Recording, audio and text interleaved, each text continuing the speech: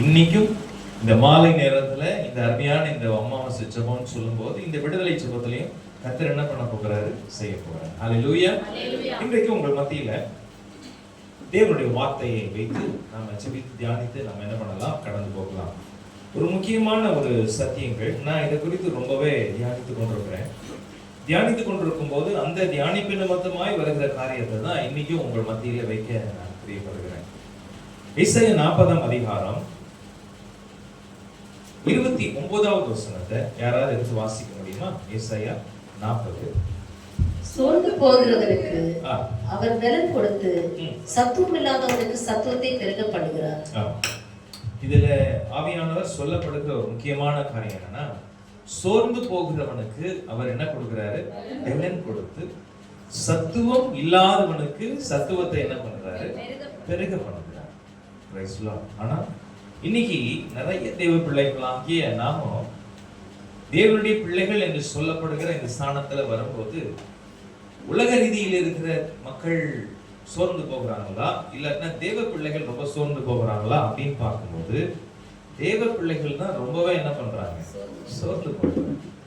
நல்லா ஜெபிக்கிறாங்க, நல்லா ஊழியம் செய்யறாங்க, நல்ல வேதத்தை வாசிக்கிறாங்க, உபவாசிக்கிறாங்க, எல்லாம் பண்றாங்க. அதுல ஒரு காரியமும் அல்ல. ஆனா நம்ம ஏன் சோர்ந்து போகிறோம்? சோர்வின் காரியங்கள் என்ன, சோர்வுன்னா என்ன அப்படின்ற காரியத்தை தான் இன்னைக்கு நான் இதை குறித்து ரொம்ப தியானித்து கொண்டிருக்கிறேன். அந்த தியானிப்புல கர்த்தர் பேசின ஒரு சில காரியங்கள் தான் உங்கள் மத்தியில நான் என்ன பண்றேன். இந்த சோர்வு என்று சொல்லப்படும் போது இதுல சொல்லுது என்ன சொல்லுதுன்னா, சோர்ந்து போகிறவருக்கு அவர் என்ன கொடுக்கிறாரு, பலன் கொடுக்கிறாரு. சத்துவம் இல்லாதவனுக்கு சத்துவத்தை என்ன பண்றாரு, பெருக பண்ணுகிறார். இப்ப இந்த சோர்வு என்ற இது ஒரு ஆவி, இது ஒரு பலவீனத்தின் ஆவி.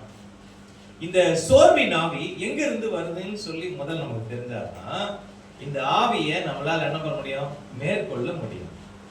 எபேசியர் 6ஆம் அதிகாரம் 13வது வசனத்துல பவுல் சொல்லும்போது ரொம்ப அழகா சொல்றாரு. என்ன சொல்றாரு அந்த இடத்துல நீங்க பார்க்கும்போது பாத்தீங்கன்னா, தீங்கி நாட்களிலே அவைகளை எதிர்க்கவும் சகலத்தையும் செய்து முடித்தவர்களாய் நிற்கவும்.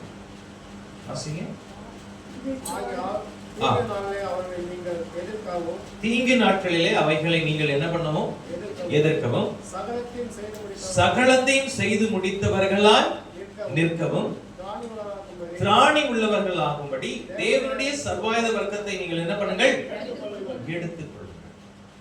அன்பு தேவச்சனமே, இந்த வசனத்துல பவுல் சொல்லும் போது எபேசியருக்கு எழுதும் போது ரொம்ப அழகா எழுதுறாரு. என்ன எழுதுறாருன்னா, தீங்கு நாட்களிலே அவைகளை நீங்கள் என்ன பண்ணணும், எதிர்க்கணும். தீங்கு நாள்னா என்ன, நாம எதிர்பார்க்காத சம்பவங்கள், எதிர்பார்க்காத சூழ்நிலைகள், எதிர்பார்க்காத விபத்துக்கள், எதிர்பார்க்காத சில காரியங்கள் அப்படின்ற இதுதான் தீங்கு நாட்கள், இதுதான் விபத்து அப்படின்னு சொல்றோம். இந்த தீங்கு நாட்கள் வரும்போது நாம என்ன பண்ணணும், எதிர்க்கணும். இப்ப எங்க இருந்து வருகிற காரியம் அப்படின்னு சொன்னாதான் அந்த இடத்துல இருந்து நம்மளால என்ன பண்ண முடியும், எதிர்க்க முடியும். தீங்கு நாட்களிலே அவைகளை எதிர்க்கவும் சகலத்தையும் செய்து முடித்தவர்களாய் நிற்கவும் திராணி உள்ளவர்கள் ஆகும்படி தேவனுடைய சர்வாயுத வர்க்கத்தை நீங்கள் என்ன பண்ணுங்கள், தடுத்து. இப்போ இதுல இந்த வார்த்தை சொல்லும் போது இப்போ கவனிங்க, இந்த சோர்வுன்றது ஆவி எங்க இருந்து நம்மளை தாக்குது, எந்த இடத்துல இருந்து வருது, எந்த இடத்துல இருந்து எழும்புது அப்படின்னு சொல்லும் போது எங்க இருந்து எழும்புது அப்படின்னா, மனதில் இருந்து எழும்புது. எங்க இருந்து, மனதில் இருந்து எழும்புது.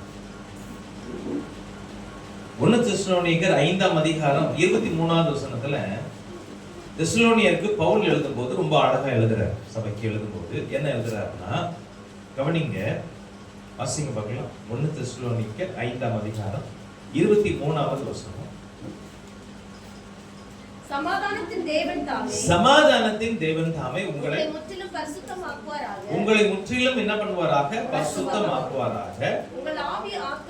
உங்கள் ஆவி ஆத்துமா சரீரம் முழுவதும் நம்முடைய கர்த்தராகிய இயேசு கிறிஸ்து வரும்போது குற்றமற்றதாய் காக்கப்படுவதாக என்று சொல்றார். இதுல அவர் சொல்லும் போது என்ன சொல்றாருன்னா, படைப்புகளிலே தேவன் நம்மை படைக்கும் போது எப்படி படைச்சாருன்னா, ஆவி ஆத்மா சரீரம். இந்த ஆவியில என்ன இருக்கு, ஆத்மாவில என்ன இருக்கு, சரீரத்துல என்ன இருக்கு. நம்ம வாழ்கிற இந்த வாழ்க்கையில இது மூணுத்தையும் ஒரு மனுஷனுக்குள்ள வச்சுதான் கர்த்தர் படைச்சாரு. ஆனா இந்த மூன்றையும் நம்மளால என்ன பண்ண முடியல, எது எது என்ன வேலை செய்யுதுன்றத நமக்கு என்ன பண்ணல, தெரியல. இதை நம்ம தெரிந்து கொண்டால்தான் தேவனுக்குள்ளேயும் நம்ம பலப்பட முடியும். நாமளும் பலத்தோடு கர்த்தருக்குள்ள என்ன பண்ணோம், பலத்தோடு இருக்கவும் முடியும். இது தெரியலன்னா அடிக்கடி அடிக்கடி அடிக்கடி நீங்க என்ன பண்ணுவீங்கன்னா சோர்ந்து சோர்ந்து போவீங்க. சோர்ந்து போகிறதுக்கு முக்கியமான சோர்ந்து போற, நீங்க ஒரு சோர்ந்து போகிறீங்க அப்படின்னா அதுக்கு அடையாளம் என்னமா சொல்லுங்க பாப்போம். கேட்கல. இப்ப நான் இன்னொன்னு கேட்கிறேன், யாராவது சோர்ந்து போகாதவங்க இங்க இருக்கீங்களா? எல்லாருக்கும் குட்டி பிள்ளைகள் இருந்து எல்லாருமே நம்ம என்ன பண்றோம்னா சோர்ந்து போய் இருக்கோம். சோர்வின்ற ஆவி ஏன் இதை ஏன் இந்த இந்த இந்த வார்த்தைகளை இதை குறித்து நான் தியானிக்கிறேன் அப்படின்னா, நான் செய்கிற இந்த ஊழியங்களில் முக்காவாசி மக்களை யாரை பார்க்கிறேன் அப்படின்னா மன அழுத்தத்துக்குள்ள இருக்கிற மக்களை பார்க்கிறேன். டிப்ரெஷன், மன அழுத்தத்துக்குள்ள உள்ள மக்களை பார்க்கிறேன். இந்த சோர்வின் ஆவி ரொம்ப உங்களுக்குள்ள உள்ள போச்சுன்னா நீங்க என்ன ஆயிடுவீங்க தெரியுமா? பைத்தியம் பிடிச்சிடும். உங்களுக்கு என்ன ஆயிடும்? பைத்தியம் பிடிச்சிடும். நிறைய தேவ பிள்ளைகள் சொல்ற ஒரு முக்கியமான காரியம் என்ன தெரியுமா? பிரதர், என் பிள்ளை நல்லா படிச்சுட்டு இருந்தா, நல்லா ஊழியம் செஞ்சுட்டு இருக்கிறா, எல்லா காரியத்தையும் நல்லா பண்ணா, ஆனா ஏன் இப்படிப்பட்ட காரியத்துக்குள்ள என் பிள்ளை இப்படி வந்தா, என் பையன் இப்படி போனா, இப்படி செஞ்சா, இந்த காரியத்துல வந்தா, ஏன்றது நமக்கு என்ன பண்ணல, தெரியல. அன்பு தேவ பிள்ளை, அன்பு தேவ சனமே, இன்னைக்கு ஆவி ஆத்துமா சரீரம், ரைட்? ஆவியில கர்த்தர் என்ன பண்ணியிருக்கிறாருன்னா அந்த அபிஷேகத்தை கர்த்தர் நமக்கு என்ன பண்ணியிருக்கிறாரு, வச்சிருக்கிறாரு. என்ன அபிஷேகத்தை வச்சிருக்கிறார் அப்படின்னு சொல்லும்போது praise the lord, praise the lord, hallelujah, amen. ஆவியில கர்த்தர் என்ன பண்ணியிருக்கிறார், அந்த அபிஷேகம். என்ன அபிஷேகத்தை வச்சிருக்கிறார் அப்படின்னு சொல்லும்போது ஆவியில, ஆவினா என்ன அப்படின்னும் போது நம்ம மூச்சு விடுற, மூச்சு இழுக்கிற, இது யாருடையது அப்படின்னா தேவன் கொடுத்த மூச்சு. உதாரணத்துக்கு சொல்லணும்னா இது கர்த்தர் தந்த தீபம், கர்த்தர் தந்த தீபம். இது எப்பொழுதுமே என்ன பண்ணி கொண்டே இருக்கணும், ஆவி எரிந்து கொண்டே இருக்கணும். நீங்க ஆவி எரிந்து கொண்டே இருக்கணும். இந்த ஆவினா என்ன அப்படின்னும் போது நான் ஏன் இவ்வளவு இதா சொல்றேன்னா, நிறைய பேருக்கு இதை குறித்து இருக்கிற வெளிப்பாட்டின் காரியங்கள் இல்லை. ஆவினா என்ன அப்படின்னா, தேவன் மனுஷனை படைக்கும் போது எவ்வாறு படைச்சாரு அப்படின்னா, எப்படி படைச்சாருன்னா, ஆவி ஆவி அப்படின்னு சொல்லும் போது அதனுடைய அர்த்தம் என்ன அப்படின்னா, மனுஷன் ஆதியில படைக்கும் போது மனுஷன் எப்படி படைச்சாருன்னா, எப்பொழுதுமே தேவ சத்தத்தை அவன் கேட்பான். கர்த்தர் என்ன சொல்றாரு, என்ன செய்ய சொல்றாரு, என்ன பண்றாரு, அவரையே கவனித்துக் கொண்டிருந்தான் மனிதன். தேவன் படைப்புகளிலே மனுஷனை படைக்கும் போது அப்ப அவர் சொன்ன காரியம் என்ன அப்படின்னா, அப்பா இந்த காரியத்தை மட்டும் நீ என்ன பண்ணாத, செய்யாத அப்படின்னாரு. என்ன காரியத்தை செய்யாதன்னாரு? மரத்தை ஒன்று வைத்தார். எல்லா படைப்புகளில எல்லாத்தையும் படைச்சாரு. படைச்சிட்டு என்ன பண்ணாருன்னா வார்த்தையில சொன்னாரு. என்ன சொன்னாரு? இதை நீ செய்யாத, இதை நீ சாப்பிடாத அப்படின்னாரு. நீ சாப்பிடும் போது நீ என்ன பண்ணுவ, மரித்து போவாய் அப்படின்னாரு. மரித்து போவது அப்படின்னா அதனுடைய அர்த்தம் என்னன்னா, உனக்கும் எனக்கும் இருக்கிற அந்த தொடர்பு துண்டிக்கப்பட்ட போது, இதுதான் முதல் மரணம். இரண்டாவது மரணம் தான் ஆதாம் என்ற மனுஷன், பிரைஸ் தி லார்ட், ஆதாம் என்ற மனுஷன் என்ன பண்ணான்னா 900 வருஷம் என்ன பண்ணா, வருஷம் இருந்து உயிரோடு இருந்து, அதுதான் இரண்டாவது மரணம் என்று சொல்லப்படுகிறது. முதல் மரணம் எங்க நடந்தது அப்படின்னா, ஒரு மனுஷனுக்கு தேவனுக்கும் மனுஷனுக்கும் இருக்கிற தொடர்பு துண்டிக்கப்பட்டது. எதனால துண்டிக்கப்பட்டது? தேவ வார்த்தைக்கு மனுஷன் என்ன பண்ணல, கீழ்ப்படியல. கீழ்ப்படியாத நிமித்தமா தான் இந்த தொடர்பு துண்டிக்கப்பட்டது. இப்போ உங்களை பார்த்து இப்ப கேட்கறாங்க, நீங்க ரட்சிக்கப்பட்டிருக்கிறீங்களா, நீங்க ரட்சிக்கப்பட்டிருக்கிறீங்களா? ஆமா, நிறைய பேருக்கு ரட்சிப்புனால என்னன்னு தெரியல. கவனிங்க, தேவனை எப்பொழுது உங்கள் முழு மனதில ஏற்றுக்கொண்டிருக்கிறீங்களோ அப்பொழுது அந்த ரட்சிப்பு உங்களுக்குள்ள என்ன வந்துச்சு. ஆனா இது எங்க நடந்திருக்கு அப்படின்னா, ஆவியில தான் நடந்திருக்கு. ஆத்துமாவிலும் சரீரத்திலும் இன்னும் என்ன பண்ணல, நடக்கல. ஆத்துமான மனம், சரீரம்னா நம்மளுடைய சரீரம். இப்போ ஒரு மனுஷன் மரித்து போகும்போது ஆவி கர்த்தர் தந்த இடத்துல என்ன பண்ணிடும், போயிடும். ஆனா இந்த ஆத்துமான்ற காரியம் அதுதான் ரொம்ப முக்கியம். என்ன அப்படின்னா, இது நிமித்தமாய் குறிப்பாக தேவனை உண்மையாய் உண்மையாய் உண்மையாய் நான் ஏற்றுக்கொண்டு அவருக்காக உண்மையாய் இருக்கும்போது நான் எங்க போவேன் அப்படின்னா தேவனுடைய பரதேசு என்ற இடத்துக்கு போவேன். இல்லாட்டினா எங்க போவேன்னா பாதாளம் என்ற இடத்துக்கு போவேன். நரகம் அல்ல, பரலோகம் அல்ல.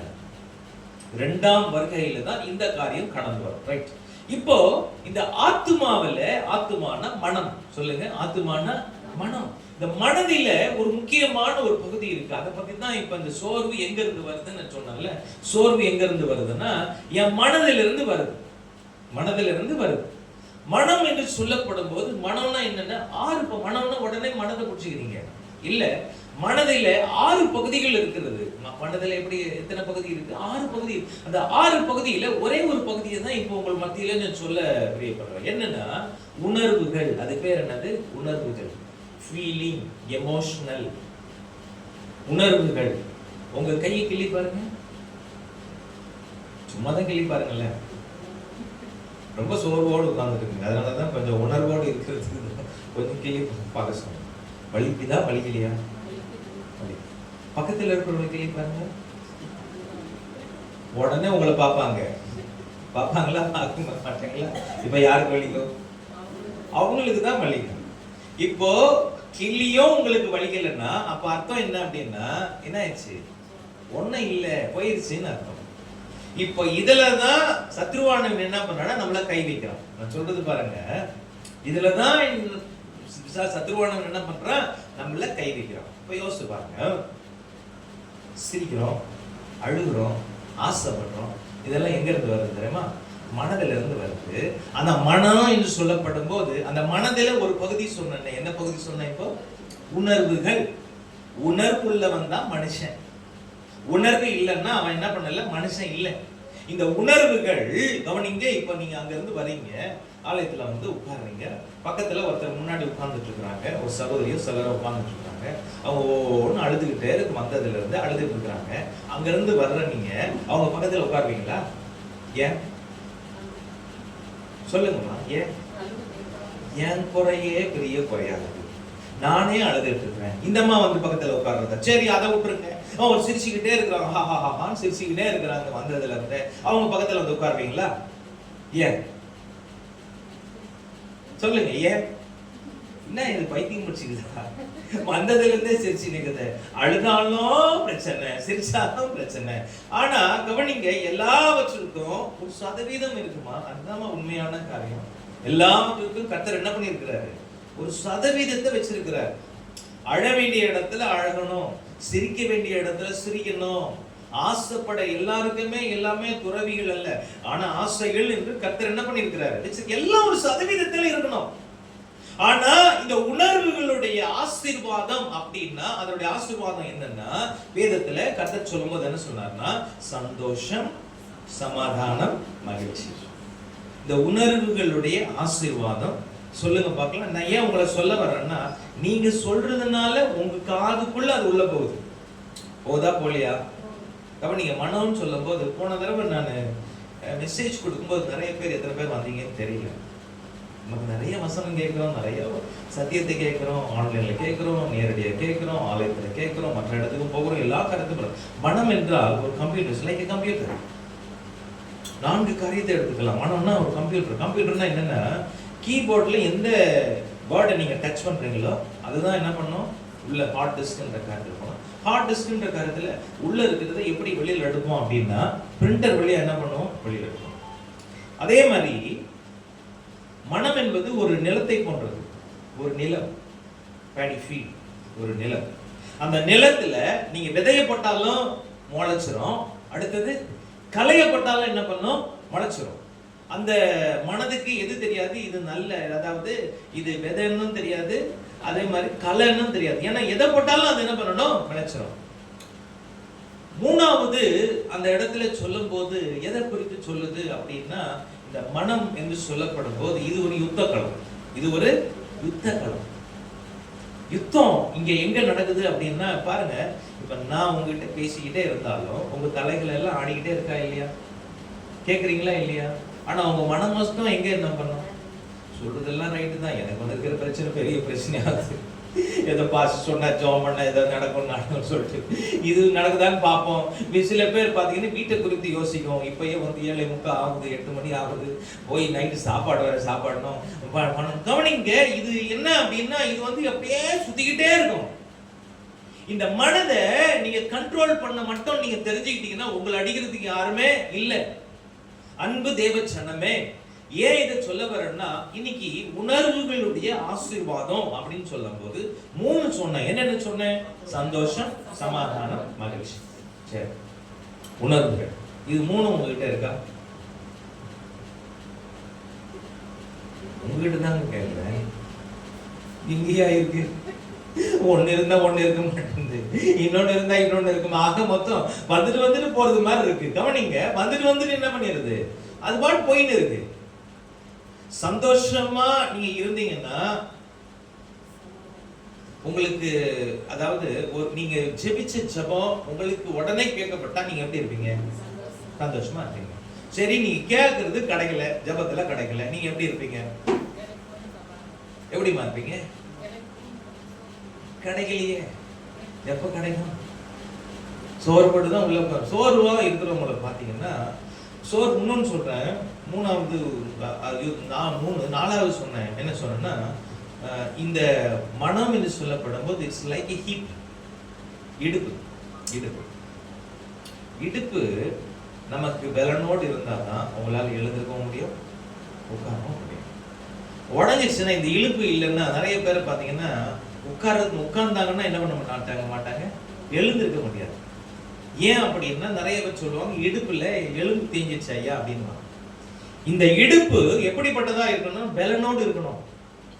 உங்க மனம் பலனோடு இருக்கணும்னா, உங்க மனம் பலவீனப்பட்டுச்சுன்னா இட்ஸ் லைக் எ ரப்பர். அந்த இடுப்பை நீங்க தொட்டீங்கன்னா தலையும் காலும் டங் என்ன பண்ணும்? ஆடும். இல்ல, என் இடுப்பை போல என் மனம் எப்பொழுதும் எப்படி இருக்கணும்னா நிமிர்ந்து நிற்க வேண்டும். ஹல்லேலூயா! நிமிர்ந்து நிற்கணும். சோர்ந்து போய் மனதில் ரீதியில பாதிக்கப்பட்டிருக்கும் பாத்தீங்கன்னா, அப்படியே தலையை தொங்க போட்டு அப்படியே என்ன பண்ணுவாங்க? நடந்து போவாங்க. பார்த்திருக்கீங்களா? பார்த்தில்லையா? இது ஏன் இதை சொல்ல வருதுன்னா, இந்த உணர்வுகளுடைய ஆசீர்வாதம் சந்தோஷமா இருந்தாலும் அந்த சந்தோஷம் சமாதானம் உங்களுக்குள்ள இருக்கணும். துக்கமான காரியங்கள் இருந்தாலும் இந்த சந்தோஷம் சமாதானம் உங்களுக்குள்ள இருக்கணுமா, இருக்கக்கூடாதா? இருக்க மாட்டேங்குதே. எங்க இருக்க மாட்டேங்குது? நீதிமொழிகள் 24ஆம் அதிகாரம் 10வது வசனத்துல என்ன சொல்லுது? நீதிமொழிகள் 24:10வது வசனம், அதுல என்ன சொல்லுது? வாசிங்க. ஆபத்து காலத்தில் நீ சோர்ந்து போவாயானால், சொல்லுங்க பார்க்கலாம். ஆபத்து காலத்தில் நீ சோர்ந்து போவாய் ஆனால் உன் பலன் என்ன பண்ணுது? குறுகினது. ஆபத்து காலம்னா என்னன்னா, நீ எதிர்பார்க்காத காரியங்கள், நீ எதிர்பார்க்காத சம்பவங்கள், நீ எதிர்பார்க்காத காரியங்கள் உன் வாழ்க்கையில இது வரும்போது நீ சோர்ந்து போனா உன்னுடைய பலன் என்ன பண்ணும்? குறுகிறதுனா என்னன்னா சுருங்கி போச்சுன்னு அர்த்தம். அதே நெகேமியா 8ஆம் அதிகாரம் 10வது வசனத்துல அந்த கடைசி வார்த்தையை மட்டும் வாசிங்க. அதுல ஒரு வார்த்தை நெகேமியா சொல்றாரு. என்ன சொல்றாரு பாருங்க. அந்த நெகேமியாக்கு, கர்த்தருக்குள் மகிழ்ச்சியா இருப்பதே உங்களுடைய பலன். அம்மா, அன்பு தேவச்சனமே, யாருக்குள் மகிழ்ச்சியா இருப்பது? கர்த்தருக்குள் மகிழ்ச்சியா இருப்பது யாருடைய பலன்? உங்களுடைய பலன். இப்ப நீங்க மகிழ்ச்சியா இருந்தீங்கன்னா அது யாருக்கு பலன்? உங்களுக்கு பலன். கர்த்தருக்கு இல்ல, உங்களுக்கு பலன். ஒருவேளை நீ துக்கமா இருந்தீங்கன்னா அது பலனா பலவீனமா? பலவீனம். சில பேரை பாத்தீங்கன்னா எப்பொழுதும் துக்கமா இருக்கிற, துக்க முகத்தோடு இருப்பாங்க. அது அவங்களுடைய பலனா பலவீனமா? பலவீனம்.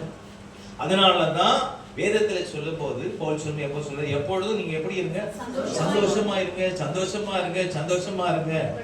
ஆனாலும் என் மனம் எப்படிப்பட்டது அப்படின்னா ஒன்னு புரிஞ்சுக்கீங்க. ரோமர் 12:2 சொல்லும் போது பவுல் சொல்றாரு, ரொம்ப அழகா சொல்றாரு. என்ன சொல்றாரு? இப்பிரபஞ்சத்திற்கு ஒத்த வேஷம் தெரியாமல் தேவனுடைய நன்மை, பிரியம், பரிபூர்ணமான சித்தம் என்னதென்று பகுத்தறியத்தக்கதாக உங்கள் மனம் புதிதாகிறதுனாலே நீங்கள் என்ன பண்ணுங்கள்? மறுரூபமாக்கப்படுங்கள் அப்படின்றார். ஏன் இத சொல்றாருன்னா, என் மனம் இன்னொன்னு சொல்றாரு. என்ன சொல்றாருன்னா, என் மனம் எப்படிப்பட்டதுன்னா வேஷம் போடுறது. நேரத்துக்கு ஏற்ப, காலத்துக்கு ஏற்ப, சூழ்நிலைகளுக்கு ஏற்ப என்ன பண்ணுமா? அது வேஷம் போடும். மனுஷன் அல்ல, மனம் என்ன பண்ணும்? வேஷம் போடும். ஆனா இந்த வார்த்தையில அவர் சொல்லும் போது தேவனுடைய அந்த வார்த்தை சொல்றது, பிரபஞ்சத்துக்கு ஒத்த வேஷம் தெரியாமல் தேவனுடைய நன்மை. பாருங்க, என்னுடைய நன்மை அல்ல, தேவனுடைய நன்மை, தேவனுடைய பிரியம். பிரியம் என்னுடைய பிரியம் அல்ல, தேவனுடைய பிரியம். அடுத்தது பரிபூர்ண சித்தம். சித்தம், இந்த சித்தம் தான் இன்னைக்கு நமக்குள்ள வேணும். மனுஷன் அன்னைக்கு கீழ்ப்படியாததுனால அந்த தொடர்பு என்ன ஆயிடுச்சு, துண்டிக்கப்பட்டது. தொடர்புன்னா என்ன, முதல் மரணம்னு சொன்னேன். அந்த மரணம் என்னன்னு சொன்னேன் உங்ககிட்ட, தேவனுக்கும் மனுஷனுக்கும் இருக்கிற அந்த தொடர்பு துண்டிக்கப்பட்டதுதான் முதல் மரணம். இப்ப எனக்கும் தேவனுக்கும், தேவன் என்னதான் கேட்டாலும் தேவன் என்கிட்ட என்ன பண்ண மாட்டேன்றாரு, பேச மாட்டேன்றாரு. ஏன் பேச மாட்டேன்றாரு, ஏன் பேச மாட்டேன்? அததான் தேவன் என்ன பண்ணாரு, தன்னுடைய குமாரன் நிமித்தமாய் அந்த தொடர்பற்ற அந்த மரணத்தை, கிறிஸ்துவினுடைய மரணத்தை நிமித்தமாய் நம்மை மறுபடியும் என்ன பண்ணார், தேவனுக்கும் நமக்கும் ஒரு உடன்படிக்கை நிமித்தமாய் ஐக்கியத்தை உண்டு பண்ணி தொடர்பு உண்டு பண்ணினார். இது பேரு தான் ரட்சிப்பு. இது பேரு தான் ரட்சிப்பு. ரட்சிக்கப்பட்டிருக்கிற அப்படின்னு சொல்றோமே, இதுதான். ஆவியில தான் ரட்சிக்கப்பட்டிருக்கிறனுடைய ஆத்மாவிலும் சரீரத்திலும் நான் என்ன பண்ணல, இன்னும் ரட்சிக்கப்படல. இப்ப இந்த ஆத்மான்னு சொல்லும் போது ஆத்மாவில் ஒரு பகுதி சொன்னேன், உணர்வுகள் என்று சொன்னேன். உணர்வுகளில 3 ஆசீர்வாதம் சொன்னேன். அந்த ஆசீர்வாதம் என்னென்ன நீங்க பேப்பர்ல எழுதுறீங்களோ இல்லையோ, உங்க மனதில் எழுதி வச்சுக்கலாம். அதுதான் உண்மையான காரியம். என்னென்ன ஆசீர்வாதம்? சந்தோஷம், சமாதானம். இது இன்னைக்கு உங்களுக்கு 3த்தையும் கர்த்தர் கொடுக்க வர. எத்தனை பேர் விசுவாசிக்கிறீங்க? சத்தமே இல்லை, சத்தமே இல்லை. வா, நீ பாருங்க, நீங்க சொன்ன இந்த உற்சாகம் உள்ள வார்த்தை உங்களையே இவ்வளவு சந்தோஷப்படுறது பாருங்க. இல்ல, கவனிங்க அன்பு தேவச்சனமே. இப்போ சந்தோஷம், சமாதானம், மகிழ்ச்சி, ரைட், ஓகே. உங்க வீடுகளில் முக்கியமா சந்தோஷம் முக்கியமா, சமாதானம் முக்கியமா, மகிழ்ச்சி முக்கியமா? என்ன பாஸ்டர் இப்படி எல்லாம் கேட்டா நம்ம என்ன செய்யறது? நாங்க வருவோம், ஜாப் பண்ணுவோம், எழுதுவோம், கேட்போம், போயிட்டே இருப்போம். இன்னைக்கு ஐயா சொன்னது போல இன்னைக்கு கர்த்தர் ஒரு பெரிய ஒரு அசைவம் உங்க வீட்டுக்குள்ள, குடும்பத்துக்குள்ள, பிள்ளைகளுக்குள்ள கர்த்தர் என்ன பண்றாரு, அசைவம் உண்டு பண்றாரு. நீங்க இருந்தீங்கன்னாலும் பிள்ளைகளோ கணவரோ யாரா இருந்தாலும் வீட்டுக்குள்ளே, வீட்டின் வேற எங்கேயாவது இருந்தா கூட அவங்க அந்த இடத்துல என்ன பண்ணுவாரு, அசை உண்டு பண்ணுவார். இதுதான் தேவனுடைய கிருபை, தேவனுடைய வார்த்தைக்கு அதுதான் காரியம். இப்ப நான் கேட்டேன், 3த்துல எதுமா முக்கியம், எது தேவை நமக்கு?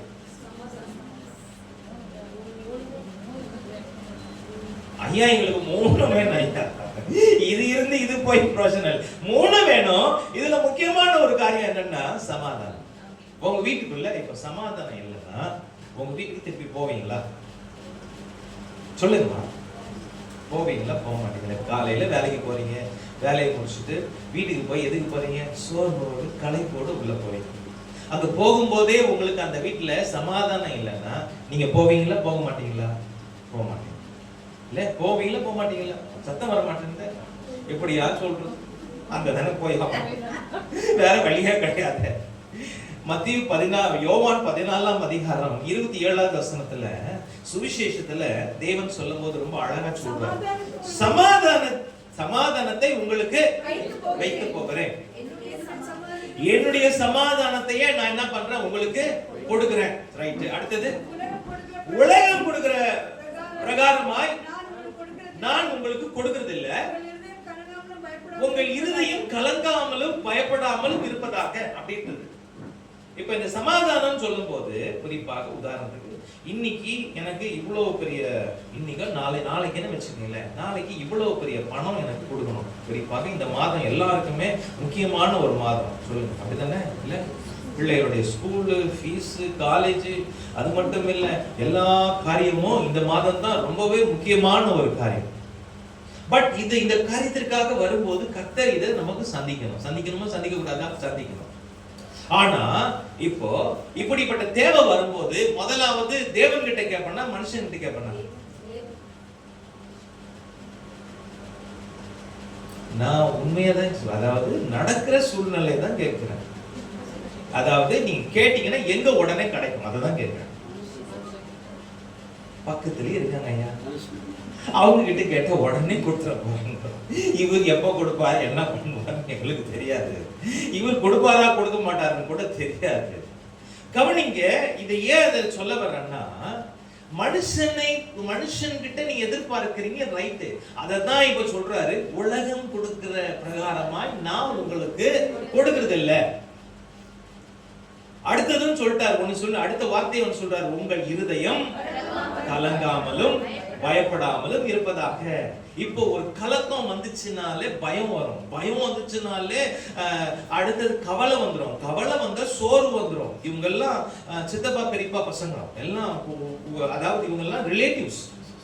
ஒருத்தர் உள்ள வந்தாங்கன்னா, ஒருத்தரை உள்ள விட்டீங்கன்னா போதும், அத்தனை பேரை நீங்க கேட்காம கொள்ளாம அத்தனை பேரும் உங்க மனசுக்குள்ள வந்துருவாங்க. இதுதான் உண்மையான காரியம்.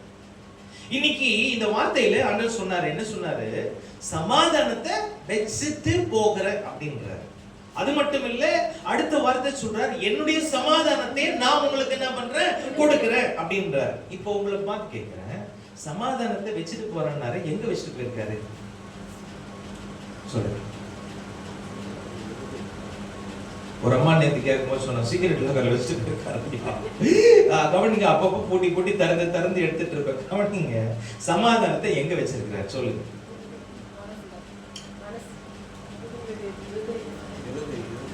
இருதயத்திலையா? ஆவி, ஆத்மா, சரீரம். ஆவியில வச்சிருக்கிறார். கவனிங்க, ஆவியில 3 பகுதி இருக்கு. பேப்பர் வந்து எழுதிக்கீங்க. பேப்பர் இருந்தா நான் சொல்றதெல்லாம் எழுதி. ஏன்னா முக்கியமான சில காரியங்கள் எல்லாம் நீங்க வீட்டுக்கு போகும்போது சில நேரங்களில் உட்கார்ந்து ஞானி. நேற்று இரவு ஜெபத்துல நான் ஆன்லைன்ல பண்ணிட்டு இருக்கும்போது நிறைய பேருக்கு இப்படிப்பட்ட காரியங்கள் கர்த்தர் என்ன பண்ணாரு, வெளிப்பட்டார். நல்ல ஒரு கிருபை விடுதலை கர்த்தர் கொடுத்தார். அதனால ஏன் நான் சொல்றேன்னா, சத்தியத்தை அறிவீர்கள், சத்தியம் உங்களை விடுதலையாகும். ஆவியில 3 பகுதி இருக்கு. ஆவின்னா என்ன அப்படின்னா, ஆவினா என்ன அப்படின்னா, முதலாவது ஆவினா என்ன அப்படின்னா, தேவனோட பேசுற இடம் தான் ஆவி. யாரோட பேசுற இடம்? தேவனோட கூட பேசுற இடம், தேவனை அறிகிற இடம், தேவனோடு உறவாடுகிற இடம் தான் ஆவி. நான் சொல்றது புரியுதா? ஆனா இப்ப இந்த ஆவியில 3 பகுதி இல்ல. முதல் பகுதி என்ன? ஃபெலோஷிப் ஏரியா ஆர் வொர்ஷிப்பிங் ஏரியா, அதாவது ஐக்கியம் கொள்ளக்கூடிய ஒரு பகுதி. அடுத்தது ஆராதிக்கும் கூடிய பகுதி, ஐக்கியம். இன்னைக்கு பாத்தீங்கன்னா இத்தனை பேரும் நம்ம என்ன பண்றோம், ஐக்கியப்பட்டிருக்கிறோம், ரைட்? இப்போ ஆராதித்தோம். இது எங்க இருந்து பண்றோம்னா, ஆவியில இருந்து தான் பண்றோம், ஆத்மாவில இருந்து அல்ல. இரண்டாவது ஒரு பகுதி என்னன்னா, அறிந்து கொள்ளக்கூடிய ஒரு பகுதி, நோயிங். அறிந்து கொள்ளக்கூடிய பகுதி. அறிந்து கொள்வதுன்னா எதை பற்றி அறிந்து கொள்வது? உலகத்தையா, என் கணவரையா, என் மனைவியையா, என் பிள்ளைகளையா? கவனிங்க, நமக்கு தெரியும் கணவருக்கு எது பிடிக்கும்னு தெரியும். அதுக்கேற்ற மாதிரி கணவர்கிட்ட நம்ம என்ன பண்ணுவோம், பேசுவோம், அவர் தேவையே கொடுப்போம். அப்பதான் அங்கிருந்து என்ன வரும், நன்மையான காரியங்கள் வரும். பிள்ளைகளுக்கு என்னென்ன தேவையோ அதை கரெக்டா கொடுப்பீங்க. அப்பதான் பிள்ளைகளும் உங்களோட கூட என்ன பண்ணுவாங்க, அன்போடு பழகுவாங்க, ரைட்? ஓகே. ஆனா இப்ப இந்த ஆவியில தேவன் எப்படிப்பட்டவர், அவர் என்ன செய்யறாரு, என்ன சொல்றாரு, என்ன என்னோடு பேசுறாரு அப்படின்றத நம்மளால என்ன பண்ண முடியல, அறிஞ்சு கொள்ள முடியல. இந்த ஆவியிலிருந்து உலக ரீதியில போய் நீங்க எதையும் அறிய முடியாது. இந்த ஆவியில ஒரே ஒருத்தரை மட்டும்தான் அறிஞ்சு கொள்ள முடியும், அவர்தான் தேவன். தேவன் பேசுறதையும் நான் புரிந்து கொள்ள முடியும், தேவனோடு கூட உறவாடுறதும் இந்த ஆவியிலிருந்து தான் என்ன பண்ண முடியும். இப்போ கர்த்தர் சமாதானத்தை வச்சுட்டு போனேன் அப்படின்னாரு. எங்க சமாதானத்தை வச்சுட்டு போகிறார்? ஆவியில தான் வச்சிருக்கிறாரு, ஆவியில வச்சிருக்கிறார். அதனாலதான் ஏன் இவ்வளவு தூரத்துல நான் சொல்றேன்னா, நிறைய சத்தியத்தை கேட்கறதுக்கு பஞ்சமே இல்லை. செல்ல திறந்தீங்கன்னா பாருங்க, பைபிள் இருக்கு, செல் இருக்கு. பைபிளை திறக்கிறதுக்கும் செல்ல திறக்கிறதுக்கும் என்ன வித்தியாசம்? இப்படி பாக்குறீங்களா? பைபிளை திறந்தீங்கன்னா நீங்க வாசிக்கணும். செல்ல திறந்து ஒரு Facebook ஆன் பண்ணீங்கன்னா அது பாட்டுக்கு ஒன்னொன்னும் வந்துகிட்டே இருக்கும். ஷார்ட்ஸ் வரும், ரீல்ஸ் வரும், எல்லாமே வந்துகிட்டே இருக்கும். பாருங்க, ஒரு நல்ல வசனமும் வரும், வசனத்துக்கு அடுத்து திருப்பி ஒரு ஷார்ட்ஸும் வரும், அடுத்தது இன்னொரு காரியமும் வரும், பார்க்க கூடாததும் வரும். ஆனா எல்லாமே கலந்து வரும். ஆனா நீங்க எதுக்கு முக்கியத்துவம் கொடுக்குறீங்களோ அதுக்கு தெரியாது, அது பாட்டு வந்துகிட்டே இருக்கும். ஆனா இதுக்கும் அதுக்கும் என்ன வித்தியாசம்னா, இதுக்கு நீங்க சத்தியத்தை எடுத்து வாசிச்சு ஜெபிச்சு இதை உள்ளத்துக்கு போடணும். இப்ப அதுக்கெல்லாம் நமக்கு என்ன இல்லை சொல்லுங்க, அதுக்கெல்லாம் என்ன இல்லை, நேரம் இல்லை, டைம், நோ டைம். அப்படிப்பட்ட சூழ்நிலைக்குள்ள அப்படிப்பட்ட ஒரு சூழ்நிலைக்குள்ள நம்ம வாழ்ந்துட்டு இருக்கிறோம். அன்பு தேவச்சனமே, நான் சொல்றேன் கவனிங்க. அறிந்து கொள்ளக்கூடிய ஒரு பகுதி யாரை பற்றி? தேவனை பற்றி. தேவனை அறிஞ்சாதான் நான் புரிஞ்சு கொள்ள முடியும், புரிஞ்சாதான் பகுத்தறிய முடியும். நான் சொல்றது புரியுதா? ஒரு காரியத்தை குறித்து நீ அறிந்தால்தான் என்ன பண்ண முடியும்? புரிஞ்சுக்க முடியும். புரிஞ்சுக்கிறதுனா என்ன? எது நல்ல புரிஞ்சாதான் புரியுறதுன்னா, அறியறதுன்னா என்ன? நோயிங் எது என்ன, இது இதை பற்றி என்ன அப்படின்னு சொல்லி அறிகிறீங்க. அறிஞ்சிட்ட பிறகு நீ என்ன பண்றீங்க? புரிஞ்சுக்கிறீங்க. புரிஞ்சு அண்டர்ஸ்டாண்ட். Knowing, understand. இப்ப அண்டர்ஸ்டாண்ட் பண்ணிட்டீங்க, புரிஞ்சுக்கிட்டீங்க. புரிஞ்சிட்ட பிறகு என்ன பண்ணுவீங்க? இப்ப பகுத்தறிவீங்க. எது பகுத்தறிவீங்கன்னா, எது நல்லது, எது கெட்டது. இப்போ நீங்க பகுத்தறிஞ்சிட்ட பிறகு இப்ப என்ன பண்ணுவீங்கன்னா, நல்லதை எடுப்பீங்க, கெட்டதை தூக்கி போடுவீங்க. இப்ப நீங்க அறிஞ்சாதான் புரிய முடியும், புரிஞ்சாதான் என்ன பண்ண முடியும்? பகுத்தறிய முடியும். மூணு வேலைகளை செய்து. எது? ஆவின்றது அறிகிற வேலை, ஆத்துமான்றது புரிஞ்சு கொள்ற வேலை, சரீரம்ன்றது பகுத்தறிகிற வேலை. ஆவியில ஆவியானவர் இருக்கிறார். எழுதுங்க வேத வார்த்தையில ஆவி, ஆத்துமா, சரீரம்னா ஆவி என்ன வேலை செய்து? அறிந்து கொள்ளக்கூடிய ஒரு பகுதி. யாரை பற்றி? தேவனை பற்றி அறிகிற அறிவு. ஆத்துமானா மனம். மனதுல என்ன பண்றோம்னா புரிஞ்சு கொள்றோம். புரிந்து கொண்டால்தான் அடுத்தது பகுத்தறிய முடியும். சரீரத்துல முக்கியமான, நம்ம சரீரத்துல ஒண்ணு பகுதி இருக்கு. என்ன பகுதி? தலையில இருக்கு. என்ன? மனசு, மூளை. மூளை என்ன வேலை செய்யும்னா பகுத்தறியும், செப்பரேஷன்.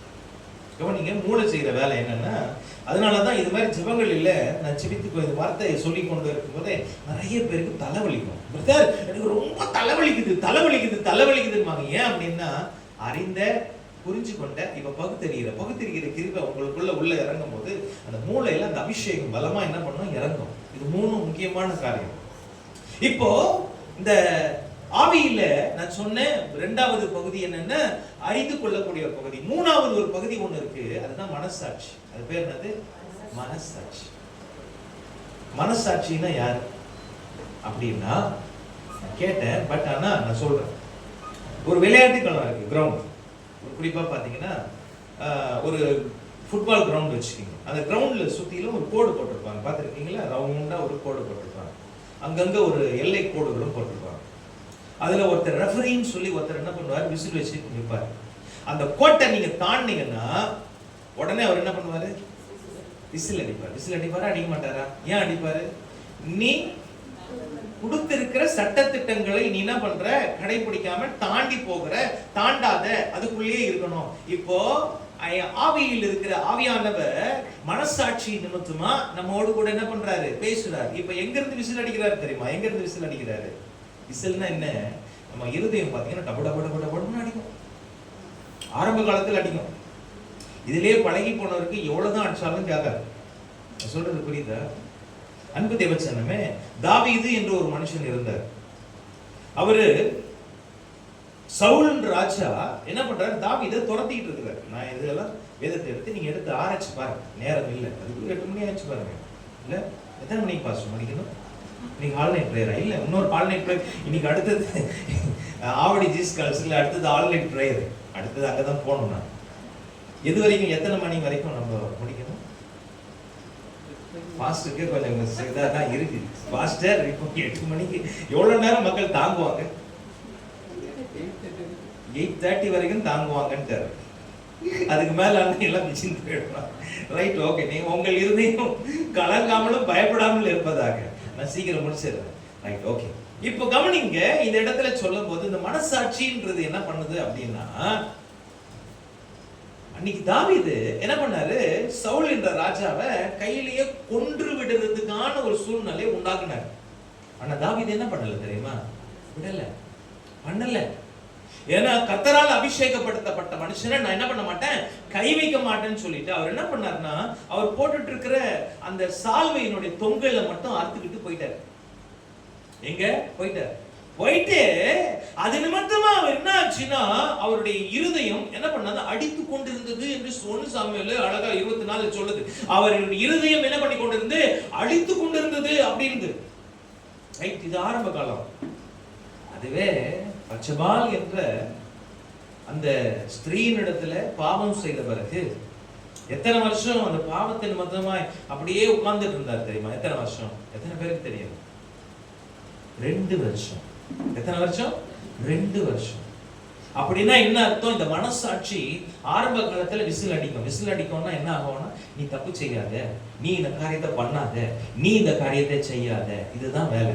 ரைட்? இப்போ இதெல்லாம் கொடுத்து நான் சொல்லிட்டேன். இப்போ ஒரு முக்கியமான ஒரு சத்தியத்தை மட்டும் சொல்றேன். அதுதான் முக்கியமான டாபிக் இல்ல. இப்போ வசனத்துல வாசம் எல்லா காரியத்தையும் பண்ணோம். ரைட்? இப்போ இதுல சொல்ற ஒரு முக்கியமான காரியம் என்ன அப்படின்னா, வாசிங்க ஒரு பகுதியை உங்கள் மத்தியில வைத்து நான் செபித்து நம்ம கடந்து போகலாம் என்று இருக்கிறேன். லூக்கா 18ஆம் அதிகாரத்தை எடுத்துக்கோங்க. அதுல 1ல இருந்து எப்பொழுதும் ஜெபம் பண்ண வேண்டும் என்பதை குறித்து அவர்களுக்கு அவர் ஊமையை சொன்னார். சோர்ந்து போகாமல் எப்பொழுதும் ஜெபம் பண்ண வேண்டும் என்பதை குறித்து அவர்களுக்கு ஒரு என்ன பண்ணாரு? உவமையை, ஒரு கதையை சொன்னார். என்ன அப்படின்னு, ஒரு பட்டணத்தில் ஒரு நியாயாதிபதி இருந்தான். அவன் தேவனுக்கு பயப்படாதவனும் மனுஷனை மதிக்காதவனுமா இருந்தான். ரைட்? அடுத்தது, அந்த பட்டணத்தில் ஒரு விதவையும் இருந்தால் அவள் அவனிடத்தில் போய் எனக்கும் என் எதிராளிக்கும் இருக்கிற காரியத்தில் எனக்கு நியாயம் செய்ய வேண்டும் என்று என்ன பண்ணா விண்ணப்பம் பண்ணினார். ரைட்? வெகு நாள் வரைக்கும் பின்பு அவன் நான் தேவனுக்கு பயப்படாமல் மனுஷரை மதியாமலும் இருந்தும் இந்த விதவை என்னை எப்பொழுதும் தொந்தரவு செய்கிறபடியினால் இவள் அடிக்கடி வந்து என்னை அலட்டாத படிக்கு இவளுக்கு நியாயம் செய்ய வேண்டும் என்று தனக்குள்ளே சொல்லிக் கொண்டான் என்றான். பின்னும் கர்த்தர் அவளை நோக்கி, அநீதியுள்ள இந்த நியாயாதிபதி சொல்வதை சிந்தித்து பாருங்கள். அந்தபடியே தேவன் தம்மை நோக்கி இரவு பாலும் கூப்பிடுகிறார். தம்மால் தெரிந்து கொள்ளப்பட்ட விஷயத்தில் நீடிய பொறுப்பு உள்ளவராய் இருந்து ஒரு நியாயம் செய்யாமல் இருப்பாரோ சீக்கிரத்தை அவர் நியாயம் செய்வார் என்று உங்களுக்கு சொல்கிறேன். ஆகிலும் மனுஷகுமாரன் வரும்போது பூமியிலே விசுவாசத்தை காண்பாரோ என்று. கவனிங்க, இந்த பகுதியில குறிப்பா பாத்தீங்கன்னா 7 வருஷம் இந்த பகுதியில சொல்றாரு. இந்த பகுதியில என்னத்தை பார்க்கிறோம் அப்படின்னா, ஒரு நியாயாதிபதி, ஜட்ஜ், நியாயம் செய்கிறவர். அதே பட்டணத்துல ஒரு விதவையா இருக்கிறாங்க. அவங்களுக்கான ஒரு நீதிக்காக அந்த நியாயாதிபதி கிட்ட நீதிபதி கிட்ட போகிறாங்க. ஆனா அந்த நீதிபதி யாரு, எப்படிப்பட்டவர் அப்படின்னா, தேவனுக்கு பயப்படாதவர், அடுத்தது மனுஷனை மதிக்காதவர். ரைட்? இப்போ இந்த அம்மா என்ன பண்றாங்க, தொந்தரவு செய்யறாங்க. அடிக்கடி இன்னொன்னு உங்ககிட்ட கேட்கிறேன். இப்போ ஒரு நீதி நமக்கு கிடைக்கணும். அந்த நீதியே கிடைக்கணும்னா நம்ம எங்க போவோம் அப்படின்னும் போது இப்படிப்பட்ட காரியங்களுக்குள்ள கடந்து போவோம். ரைட்? இப்போ உலக ரீதியில் இருக்கிற மக்களை இதே போல மக்கள் இருந்தால் நமக்கு நீதி கிடைக்குமா, அநீதி கிடைக்குமா? அநீதி தான் கிடைக்கும், நீதி கிடைக்காது. ஆனா இந்த இடத்துல சொல்லும் போது இந்த தாய், இந்த விதவையான தாய் அந்த நீதிபதி கிட்ட ஒவ்வொரு நாளும் போய் என்ன பண்றா, தொந்தரவு பண்றா. இதுல சொல்ற காரியம் பாருங்க, அந்த நியாயாதிபதி அதாவது நீதிபதி சொல்ற அந்த வார்த்தை பாருங்க, வெகு நாள் வரைக்கும் அவனுக்கு என்ன இருந்தது, மனம் இல்லாது இருந்தது. பின்பு அவன் நான் தேவனுக்கு பயப்படாதவன் மனுஷனை மதிக்காதவன் இருந்தும் இந்த விதவை என்னை எப்பொழுதும் தொந்தரவு செய்கிறபடியினால் இவள் அடிக்கடி வந்து என்னை அலட்டாதபடிக்கு இவளுக்கு நியாயம் செய்ய வேண்டும் என்று என்ன பண்ணான், தனக்குள்ள என்ன பண்ணான். இப்போ ஒரு முடிவு எடுத்தான். எது நிமித்தமா முடிவு எடுத்தான் சொல்லுங்க பார்க்கலாம். அடிக்கடி அவன் என்ன பண்றான், அந்த தாய், அந்த ஸ்திரியானவள் என்ன பண்றான், தொந்தரவு பண்றான். இப்போ இந்த நியாயாதிபதி சொல்லும் போது என்ன சொல்றார், அடிக்கடி என்னை வந்து இவ என்ன பண்றா, தொந்தரவு பண்றா. இவ தொந்தரவு பண்றதுக்காகவே, இவ தொந்தரவு பண்ண கூடாதுன்றதுக்காகவே இவளுக்கு நான் என்ன பண்ணணும், நியாயம் செய்யணும். அதனாலதான் உங்ககிட்ட கேட்டேன், நமக்கு ஒரு தேவைன்னா உடனே மனுஷன்கிட்ட கேட்பீங்களா, தேவன்கிட்ட கேட்பீங்களா? மனுஷன் கிட்ட கேட்டா உடனே கிடைச்சிடும். தேவன் கிட்ட கேட்டா எப்படி கிடைக்கும்? சீக்கிரம் கிடைக்குமா, பொறுமையா கிடைக்குமா, லேட்டா கிடைக்குமா, எப்படி கிடைக்கும் சொல்லுங்க பார்க்கலாம். கிடைக்குமா, கிடைக்காதா? சில பேருக்கு ஒரு முடிவே வந்துட்டீங்க, எங்க கிடைக்குது, மற்றவங்களுக்காக ஜெபிக்கிற எல்லாம் கிடைக்குது, எல்லாம் கொடுக்குறாரு, எங்களுக்கு மட்டும் கொடுக்க மாட்டேன்றாரு. கவனிங்க, இதுல ஒரு வசனம் ஒன்று சொன்னாரு, 7வது வசனம் வாசிங்க. அதுல என்ன சொல்றாரு, அந்தபடியே தேவன் கவனிங்க, தம்மை நோக்கி இரவும் பகலும் கூப்பிடுகிறவர்கள் ஆகிய தம்மால் தெரிந்து கொள்ளப்பட்டவர்கள் விஷயத்தில் நீடிய பொறுமை உள்ளவராய் இருந்து அவருக்கு நியாயம் செய்யாமல் இருப்பாரோ. இப்போ இதுல சொல்ற ஒரு முக்கியமான காரியம் என்னன்னா, இரவும் பகலும் நீங்க கூப்பிடுறீங்களா கூப்பிடலையா? கூப்பிடுறீங்க, ரைட். இப்போ கூப்பிடுற உங்களுக்கு தம்மா பாருங்க, அந்த வார்த்தை இரவும் பகலும் தம்மை நோக்கி கூப்பிடுகிற அவர்களுடைய விஷயத்தில், அவர்களுடைய காரியங்கள், அவர்களுடைய பிரச்சனைகளில், அவர்களுடைய சரீரத்தில் இருக்கிற பலவீனங்கள், பொருளாதாரம், குடும்பம், எல்லா காரியத்திலையும் அவர் எப்படிப்பட்டவரா இருக்கிறார்? பொறுமையா இருக்கிறார் அப்படின்னு சொல்லுதா? நீடிய பொறுமைன்னா என்ன? பொறுமைன்ற வேற, நீடிய பொறுமைன்னா என்ன?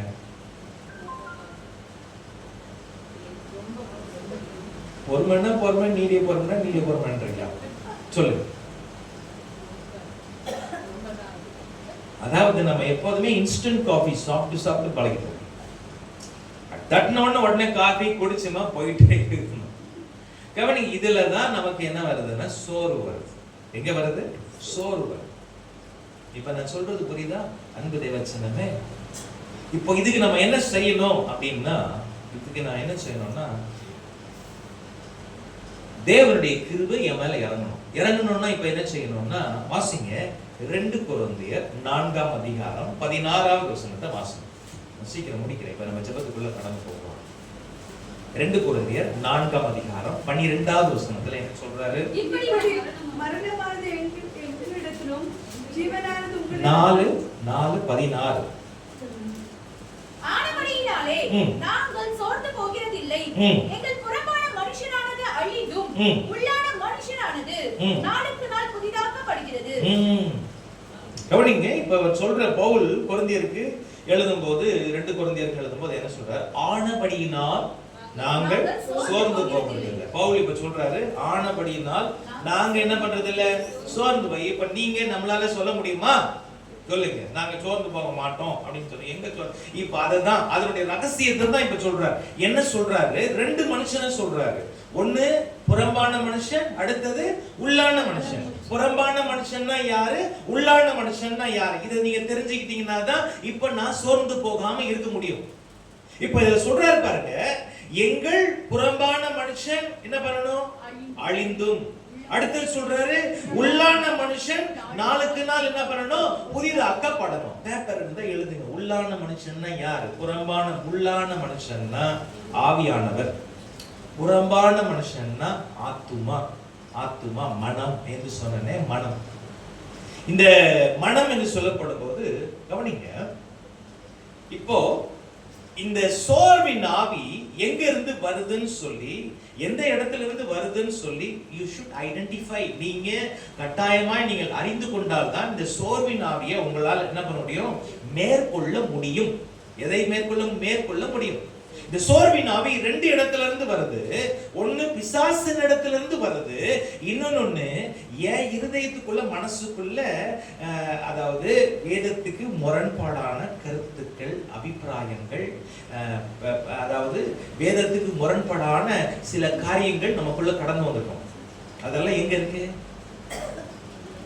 எனக்குள்ள இருக்கா, மற்றவங்களுக்குள்ள இருக்கா? எனக்குள்ள இருக்கு. இப்ப இந்த பிசாசினாலே வருகிற காரியமா, இல்லன்னா எனக்குள்ள இருந்து இந்த சோர்வின் ஆவி வருதா அப்படின்னு சொல்றத நீங்க எப்படி கண்டுகொள்வது, எப்படி ஐடென்டிஃபை பண்ணுவது அப்படின்னா புரிஞ்சுக்கங்க. இப்ப சொல்லும் போது பிசாசினாலே வரும்போது அது எப்படி வரும்னா, காரணமே இல்லாம வரும். உங்களுக்கு ஒரு குறையும் இல்லாம எல்லாம் சந்தோஷமா அது எல்லாம் இருக்கும். நிறைய பேரை பார்த்துருக்கீங்க, ஒரு குறையும் இருக்கும், நல்லா தான் இருக்கும். ஆனா திடீர்னு என்ன சொல்வீங்க தெரியுமா? என்னன்னே தெரியல, ரொம்ப சோபா இருக்கு சொல்லிட்டு கட்சியில சொல்லுவாங்க, எதுக்கு தான் இருக்கிறோம் தெரியல, செத்துட்டா நல்லா இருக்கும். இது காரணமே இல்லாம வருகிற சோர்வின் ஆவி. ஆனா காரணத்தோடு வருகிற அந்த சோர்வின் ஆவி எங்க இருந்து வருதுன்னா, எங்க இருந்து வருதுன்னு சொல்லுங்க, எங்க இருந்து வருதுன்னு?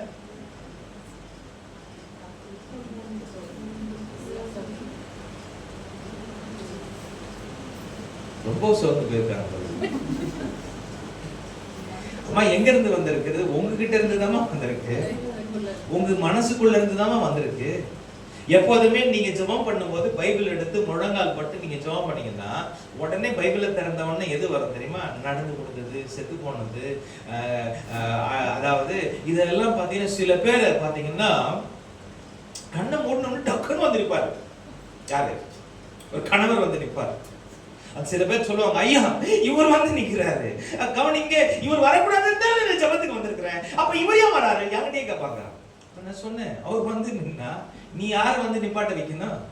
தேவனை முன்னாடி என்ன பண்ணணும்? நிக்க வைக்கணும். இப்போ ஏன் அது வருது பாருங்க, ஏன் அது வருது? நீ நேரடியா வந்தாரா சொல்லுங்க, ஒரு நேரடியா வந்தாரா? ஆனா உங்களுக்கு முன்பாக அது கவனிங்க, இப்படிப்பட்ட ஜபங்கள் இல்ல நீங்க வந்து ஜெபிக்கும் போது சத்ருவானவன் என்ன பண்றான்னா உங்க மனசுக்குள்ள இருக்கிறதுல இருந்து நடந்து கொடுத்தது, தோத்து போனது, தோல்வி அடைஞ்சது, கிடைக்காதது, இழந்து போனது, கீழே விழுந்தது, இதெல்லாம் தான் வரமோடைய கர்த்தர் உங்களை பாதுகாத்து இருப்பாரு, கர்த்தர் உங்களை தூக்கி இருப்பாரு, கர்த்தர் உங்களுக்கு உதவி செஞ்சிருப்பாரு. இது ஒண்ணாவது உங்களுக்கு முன்னாடி வந்து நிக்குதா? பார்த்துருக்கிறீங்களா யாராவது? ஒண்ணு கூட வராது.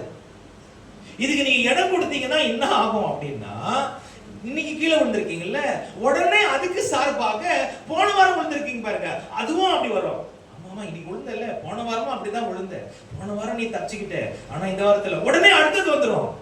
நாளைக்கு நீ போகும்போது பார்த்துப்போ, இல்லன்னா அடிச்சு நீ செத்தாலும் செத்துருவ அப்படின்னு ஐயோ அப்படின்னு சொல்லிட்டு உங்களுக்குள்ள என்ன ஆகும்னா, அதுதான் சொல்றாரு ஆண்டவர் சொல்லும் போது சொல்றாரு, உங்கள் இருதயம் கலங்காமலும் பயப்படாமலும் இருப்பதாக.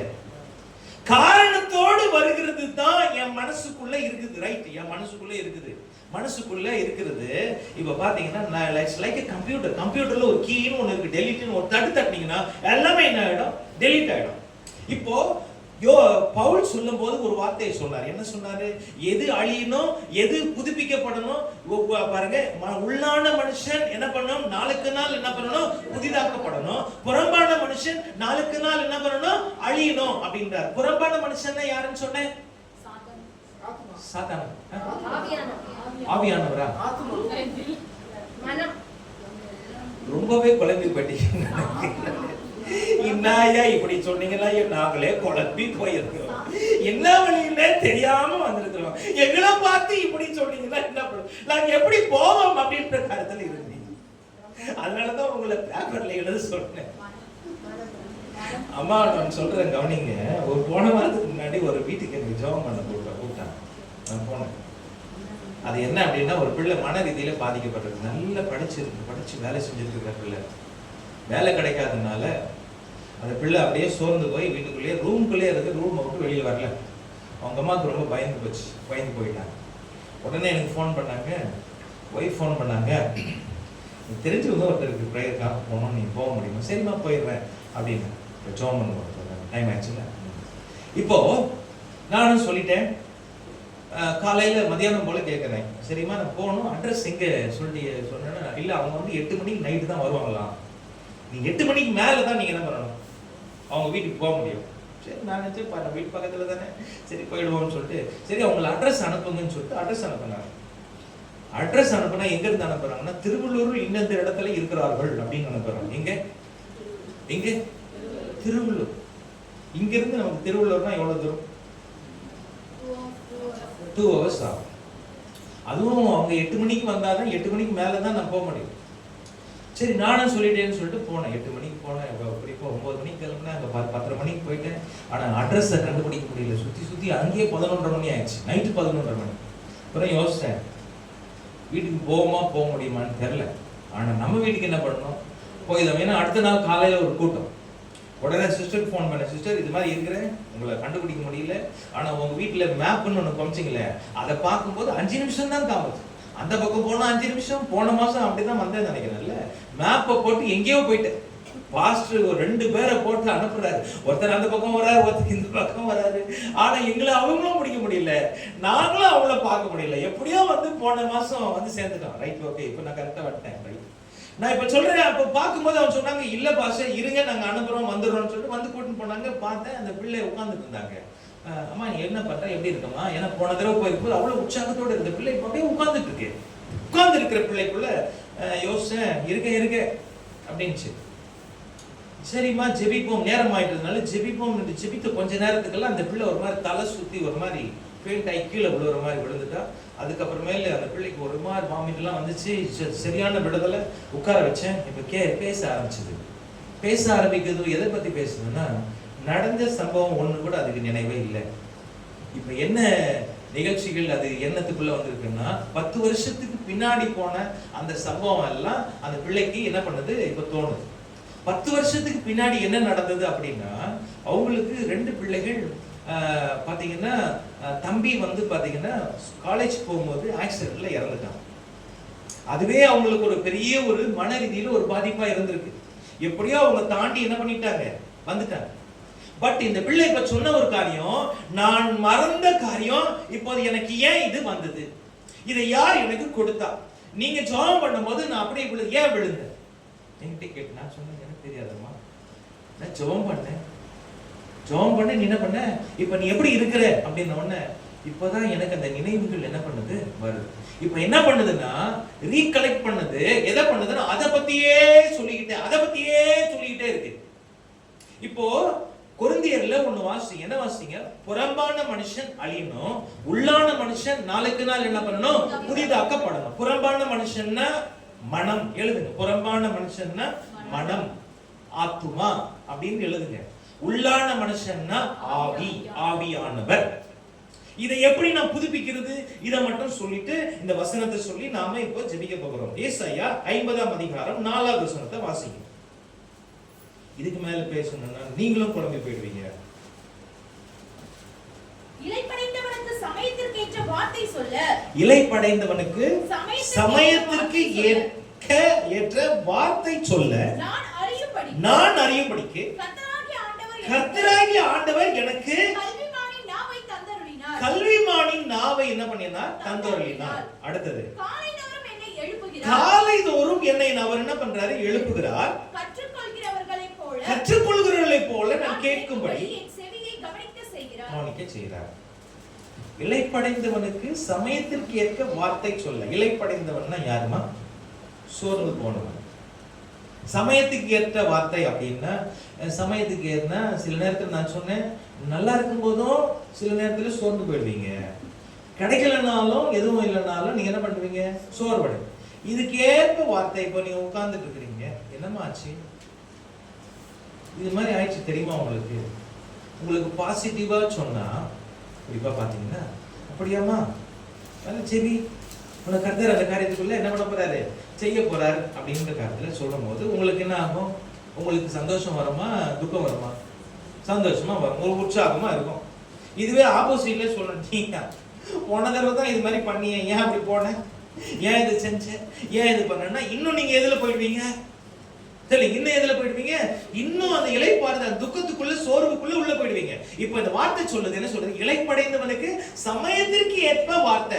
மனுஷன் சொல்ற வார்த்தை இல்ல, தேவ வார்த்தை. இது கிடைக்கணும், இது வரணும். எங்க பேசணும்னா உள்ளான மனுஷனுக்குள்ள, ஆவிக்குள்ள பேசணும். இது எப்ப பேசணும், மத்தியானம் நைட்டா. இப்ப சொல்லும் போது என்ன சொல்றாரு, அந்த இடத்துல சொல்லும் போது பாத்தீங்கன்னா, சொல்ல நான் அறியும்படிக்கு, நான் சொல்ல அறியும்படிக்கு கர்த்தராகிய ஆண்டவர் என்னை அவர் என்ன பண்றாரு, கல்விமானின் நாவை தந்தருளினார். கல்விமானின் நாவுனா என்ன, ஐயா இப்போ ஸ்கூல் வச்சிருக்காரு, பிள்ளைங்க எல்லாம் படிக்கிறாங்க, படிச்சு பிள்ளைகள் எல்லாம் என்ன ஆகுறாங்க, நல்ல ஞானவான்களாக, கல்விமான்களாக அந்த கிருபைகளை கர்த்தர் என்ன பண்றாரு, கொடுக்குறாரு. அறிவுபடியான அறிவு.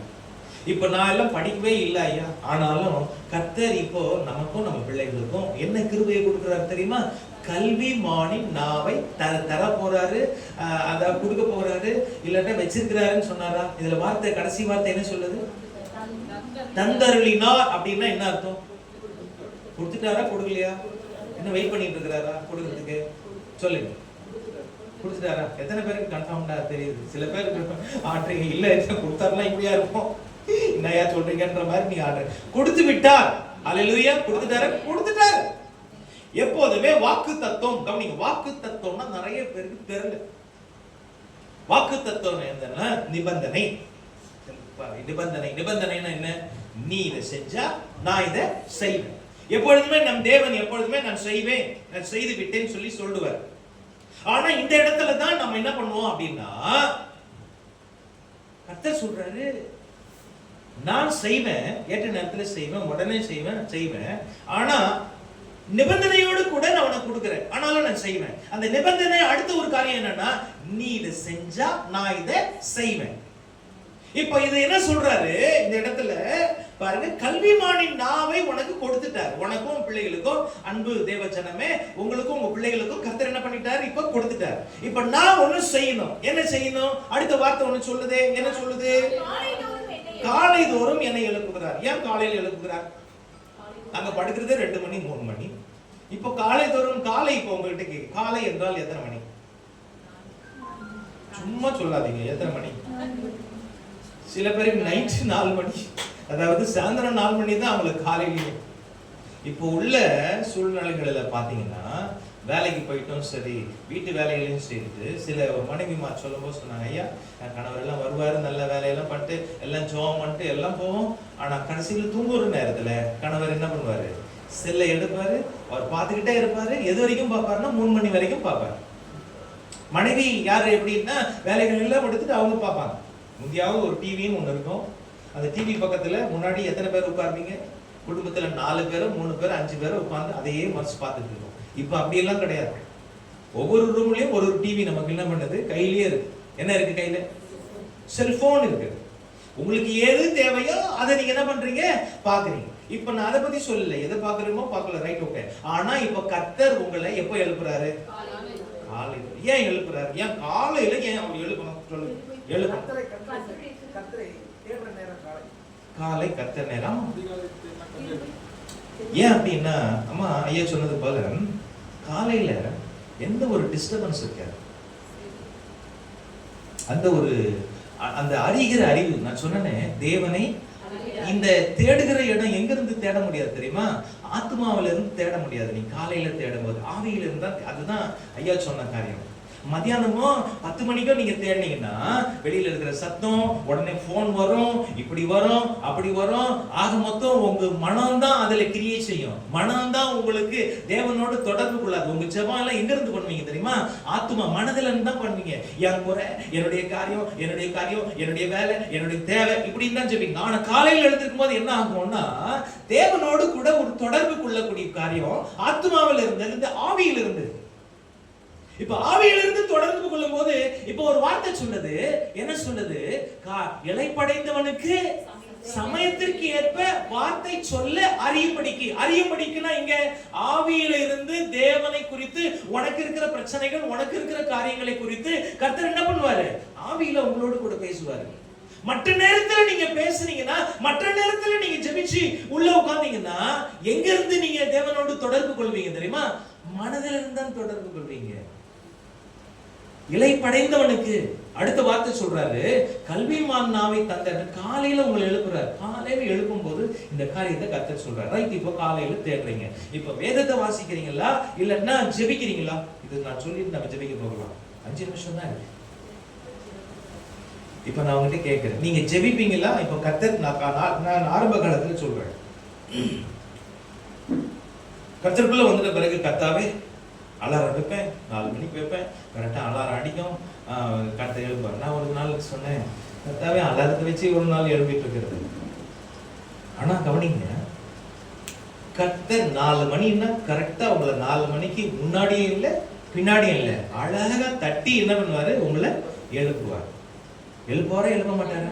எழுப்புவார். சில பேர் அந்த அலாரம்னு ஒன்று வச்சிருப்பாங்க பார்த்தீங்களா, வீட்டில் இருக்கா உங்ககிட்ட? வீட்டில் அந்த அலாரத்தை வச்சுட்டு இப்போ 4 மணிக்கு வச்சாங்கன்னா 4 மணிக்கு அது அடிக்கும்.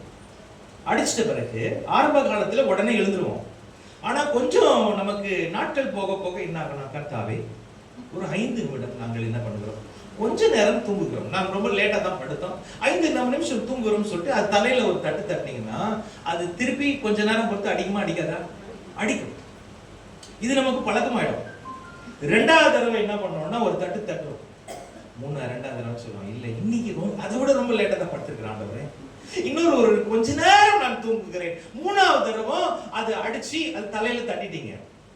இப்ப அது திருப்பி கத்துமா கத்தாதா? கத்தாது. சில நேரத்துக்கு இப்படி பழகிடுச்சுன்னா, சில நேரத்துல வீட்டுல வைக்கிற அலாரம் அவங்களை எழுப்புதோ இல்லையோ, வீட்டில் இருக்கிற அத்தனை பேரையும், சுத்தி இருக்கிற ஃபேமிலிஸையும், சுத்தி இருக்கிற வீட்டையும் அதை என்ன பண்ணிடும்? எழுப்பி விட்டுரும். இதனுடைய அர்த்தம் என்னன்னா, கர்த்தருக்குள்ள நீங்க சந்தோஷமா இருக்கணும்னு இன்னைக்கு ஒரு தீர்மானத்தோடு கடந்து போங்க. காலையில எழும்புங்க. எழும்பும் போது நான் இப்ப சொன்னேன், வேதத்தை வாசிப்பீங்களா ஜெபிப்பீங்கன்னு கேட்டேன். என்ன சொன்னீங்க? ஜெபிப்பீங்க. அடுத்தது இப்ப எவ்வளவு நேரம் வாசிப்பீங்க, எவ்வளவு நேரம் ஜெபிப்பீங்க? இப்படி எல்லாம் கேட்டீங்கன்னா என்ன பாஸ்டர்? யாருமே இது மாதிரிலாம் கேட்டதில்லை தெரியுமா? நீங்கள் இப்படி எல்லாம் என்ன பாஸ்டர் பாக்குறீங்க? இப்படிப்பட்ட மனுஷனை எங்க இருந்து கூட்டி கொண்டு வந்தீங்க? நான் ஏன் கேட்கிறேன்னா, இதுல எல்லாம் ஒரு ரகசியம் உண்டு. சொல்லுங்க, எப்படி எவ்வளவு நேரம்? ஒரு அம்மா மிஞ்சி போனா ஒரு 1/2 hour, ஒரு 1 hourன்னு வச்சுக்கீங்களேன். 1 hour எடுத்துக்கீங்க. அதுல இருந்து இப்படி எவ்வளவு நேரம் நீங்க ஜெபிப்பீங்க, எவ்வளவு நேரம் வேதத்தை வாசிப்பீங்க? 1 hour ஜெபிப்பீங்க. Praise lord. ஆமென். அப்போ வேதத்தை வாசிக்கிறது, வேதம் வாசிக்க மாட்டாங்க. சொல்லுங்க. அம்மா, எலிக்கு விஷம் எலி மருந்து. எலிக்கு விஷம் எலி மருந்து. பிசாசுக்கு விஷம் எது தெரியுமா? வேத வார்த்தை. நான் சொல்றது பாருங்க, வேத வார்த்தை. நீங்க 1 hour காலையில எழும்புனீங்கன்னா, காலையில ஏன் இந்த காரியத்தை சொல்றேன்னா, மற்ற நேரத்துல நீங்க எழும்புனீங்கன்னா உங்க குறைகளை தான் சொல்லிட்டு இருப்பீங்க. 1 மணி நேரமும் நீங்க சொன்ன மாதிரி 1 மணி நேரம் எனக்கு இந்த பிரச்சனை, கணவர் இப்படி இருக்கிறார், மனைவி இருக்கிறார், பிள்ளைகள் இருக்கிறார், என் குறைய கேட்டீங்களா, குறைய கேட்டீங்களா, குறைய கேட்டீங்களா, நம்ம குறைய சொல்லி சொல்லி சொல்லி அவர் பேசுறதுக்கு இடமே விட மாட்டோம் நம்ம. இப்ப காலையில எழுந்திருக்கும் போது அவர் பேசுறது நீ கேட்கணும். கர்த்தர் சொல்றாரு, அறியும்படிக்குனா எது? தேவ வார்த்தை உனக்குள்ள அறியும்படிக்கு. இப்ப கவனிங்க, 1 மணி நேரம்னா 45 நிமிஷமாவது நீங்க வேதத்தை வாசிக்கணும். எப்படி வாசிக்கணும் தெரியுமா? நீங்க உங்க காதுபட, யார் கேட்கணும்? உங்க காதுபட நீங்க இந்த வசனத்தை வாசிக்கும் போது யார் கேட்கணுமா? உங்க காதுல உள்ள போகணும். இது உள்ள போக போக, அதான் நான் சொன்னேன், டெலீட், கம்ப்யூட்டர்ல ஒரு டெலீட் கீ தட்டிங்கன்னா போயிடும். இப்போ புறம்பான மனுஷன் ஆவியை மாத்துமாவில் இருக்கிற நம்ம என்னுடைய காரியம். அதனாலதான் ஏசாயா 43:18-19 சொல்றாரு. என்ன சொல்றாரு பாருங்க, முந்தினவைகளை நினைக்காத, பூர்வமானவை சிந்திக்காத, இதோ நான் என்ன பண்றேன், புதிய காரியத்தை செய்கிறேன். இப்போ இந்த ப்ராசஸ் எங்க பண்ணணும் அப்படின்னா, காலையில் எழுந்திருக்கும் போது நீங்க என்ன பண்ணணும்னா, கவனிங்க, மனம் சொல்லும் போது கம்ப்யூட்டர்னு சொன்னேன். கம்ப்யூட்டர்ல எதை டச் பண்ணீங்களோ வேர்டு, அதுதான் ஹார்ட் டிஸ்க்ல போச்சு. ஹார்ட் டிஸ்க்ல போனது எப்படி வெளியில வருது? பிரிண்டர் வழியா வெளியே வருது. இப்போ மனசுக்குள்ள எப்படி உள்ள போச்சு? கண்ணு வழியாவும் காது வழியாவும் உள்ள போயிடுச்சு. உள்ள போனது எப்படி வெளியில வருது? வாய் வழியா வெளியில வருது. இப்போ அதே ப்ராசஸ் தான் இப்ப நீங்க என்ன பண்ணணும்னா, வேத வார்த்தைய உங்க காதுபட நீங்க வாயை திறந்து சொல்ல, உங்க காதுபட உள்ள போக, இது உள்ள போக போக எதை அழிக்குது தெரியுமா? எதை அழிக்குது? உங்க மனசுக்குள்ள பழைய சம்பவங்கள். முதலாவது சம்பவங்களை மாத்துதோ இல்லையோ, உங்களுடைய குணங்களை, உங்களுடைய சுவாபங்களை, உங்களுடைய அத்தனை தோற்றங்களை கர்த்தர் என்ன பண்றாரு? மாத்துறாரு. அது மட்டுமல்ல, உங்களுடைய இருதயத்துல ஏற்கனவே இருக்கிற நினைவுகள், நடந்து முடிந்தது, நடக்க காரியங்கள், எதிர்பார்க்காத காரியங்கள், இதெல்லாம் உள்ள உட்கார்ந்துட்டு இருக்குல்ல. இப்படிப்பட்ட ப்ராசஸ் நீங்க ஒரு நாள்ல பண்ண பத்தாது. அதுதான் சொல்லுது, ஒரு காரியத்தை 29 நாள் தொடர்ச்சியாக நீங்க செய்வீர்கள் என்றால் அதுவே உங்களுக்கு பழக்கமாகும், குணமாகும், கேரக்டராகும், ஹாபிச்சுவலாகும் என்ன பண்ணிடும்? மாறிடும் அப்படின்னு சொல்லுது. இதை நீங்க செய்து பாருங்க. அப்பதான் சொல்றாரு, கர்த்தர் காலைதோறும் கர்த்தர் என்ன பண்றாரு? எழுப்புகிறார் போது அடுத்து சொல்றது, கற்று கொள்கிறவர்களை போல நான் கேட்கும்படி என் செவியை என்ன பண்றாரு? காலையில நீங்க இப்படி ஜெபிச்சாதான் அவர் சொல்றது உங்களால என்ன பண்ண முடியும்? கிளியரா அவர் சத்தம் மட்டும் தான் கவனிக்க முடியும். மற்ற நேரத்துல நீங்க வேதத்தை வாசித்தாலும் ஜெபம் பண்ணாலும் உங்களுடைய கவனம் எங்கே போகும் தெரியுமா? உலக ரீதியின் காரியத்துக்கு தான் போகும், அவருடைய மற்ற எந்த காரியத்துக்கும் அது என்ன பண்ணாது? போகாது. கண்களை மூடி ஜெபிப்போம். எல்லாரும் எழுந்து நிற்போம். காணிக்கை ரைஸ் ஒரு பாடலை பாடி காணிக்கையை கொடுத்த பிறகு நாம் அப்படியே உங்களுக்காக